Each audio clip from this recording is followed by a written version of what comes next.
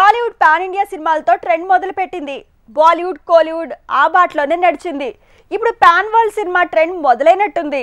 ప్రభాస్ 2 సినిమాల దారిలోనే హిందీలో 2 మూవీలు, తమిళ్లో ఒక సినిమా రెడీ అవుతోంది. పాన్ వరల్డ్ ట్రెండ్ కూడా రీసౌండ్ చేయబోతోంది. కల్కి 2898 AD movie pan India cinema కాదు, పాన్ వరల్డ్ మూవీ అని ఎప్పుడూ తేల్చాడు director Nag Ashwin.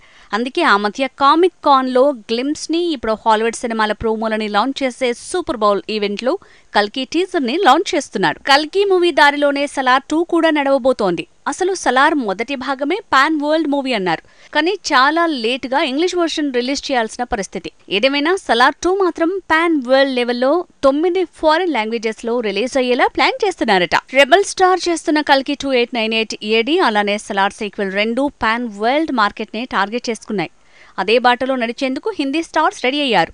War sequel war 2 ని కూడా పాన్ వరల్డ్ మూవీగా తెరకెక్కించబోతున్నారట. ఇక వార్ సీక్వెల్ వార్ 2 లో టాలీవుడ్ స్టార్ ఎన్టీఆర్ కూడా నటించబోతున్నాడు. తన రాకతో ఈ హృతిక్ మూవీ పాన్ వరల్డ్ మూవీగా మారేలా ఉంది. RRR తో తనకి గ్లోబల్ గా వచ్చిన గుర్తింపు ఇలా కలిసొచ్చేలా ఉంది. ఇక మణిరత్నం మేకింగ్ లో కమల్ హాసన్ చేస్తున్న థగ్ లైఫ్ మూవీ కూడా పాన్ ఇండియా సినిమా కాదట, ఇది పాన్ వరల్డ్ మూవీ అంటున్నారు.